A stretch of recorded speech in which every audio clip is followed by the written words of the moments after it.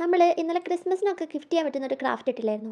അതിൻ്റെ ഉള്ളിൽ വെച്ച് ഈ ഫ്ലവർ എങ്ങനെ ഉണ്ടാക്കുന്നതാണ് ഇന്നത്തെ വീഡിയോ. അപ്പോൾ നിങ്ങൾക്ക് ഇഷ്ടമുള്ള ഒരു കളർ ഷീറ്റ് എടുക്കുക. എന്നിട്ട് ഇങ്ങനെ ഒരു സ്കെയിലിൻ്റെ വണ്ണത്തിൽ ഫുള്ളും അങ്ങോട്ടും ഇങ്ങോട്ടും ഒന്ന് മടക്കി കൊടുക്കുക. എന്നിട്ട് അത് കട്ട് ചെയ്തെടുക്കുക. ഇത് കറക്റ്റ് സ്കോളർഷിപ്പ് വേണമെന്നൊന്നുമില്ല, കാരണം നമ്മുടെ അടുത്ത സ്റ്റെപ്പിൽ എന്തായാലും നമുക്കത് കറക്റ്റ് ചെയ്യാനുണ്ട്. അത് കഴിഞ്ഞിട്ട് ഇതിങ്ങനെ ട്രയാങ്കിൾ ആക്കി മടക്കിയിട്ട് ഇങ്ങനെ പെറ്റൽ ഷേപ്പിൽ മുറിച്ച് കൊടുക്കുക. പിന്നെ ഈ ക്രാഫ്റ്റ് ചെയ്യാത്ത ആൾക്കാരായിട്ട് ആരും ഇല്ല എന്നാണ് എനിക്ക് തോന്നുന്നത്. എന്തായാലും ഇങ്ങനത്തെ എന്തെങ്കിലും മൂടിയൊക്കെ എടുത്തിട്ട് ഇങ്ങനെ പെറ്റൽസ് മേലെ മേലെ മേലെ മേലെ ഇങ്ങനെ പശ തേച്ച് തേച്ച് തേച്ച് തേച്ച് വെച്ച് കൊടുക്കുക. പിന്നെ ഞാൻ വേറൊരു കാര്യം പറയട്ടെ. നമ്മൾ കുറച്ച് കാലമായിട്ട് വീഡിയോ ഒന്നും അധികം ഇട്ടിട്ടില്ലായിരുന്നല്ലോ. കാരണം കുറച്ച് ഇഷ്യൂസൊക്കെ ഉണ്ടായിരുന്നു. പിന്നെ എൻ്റെ കൺസിസ്റ്റൻ്റ് ആയിട്ട് പോകണം എന്നുള്ള വാഗ്ദാനമൊക്കെ ചെറുതായിട്ടൊന്ന് അവിടെ പൊട്ടിപ്പോയി.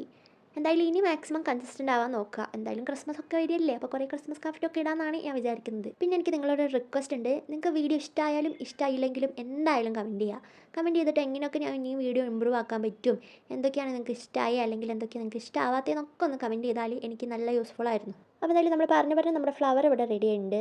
ഇനി അത് കമത്തി വെച്ചിട്ട് സ്വാഹ എന്ന് പറഞ്ഞങ്ങ് എടുക്കുക. ആഹാ, എന്താ ലുക്ക്!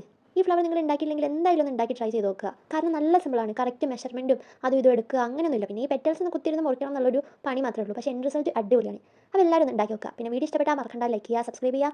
അതേപോലെ നിങ്ങളുടെ നിർദ്ദേശങ്ങൾ ഒക്കെ കമൻറ്റ് ചെയ്യുക. അപ്പോൾ ബൈ.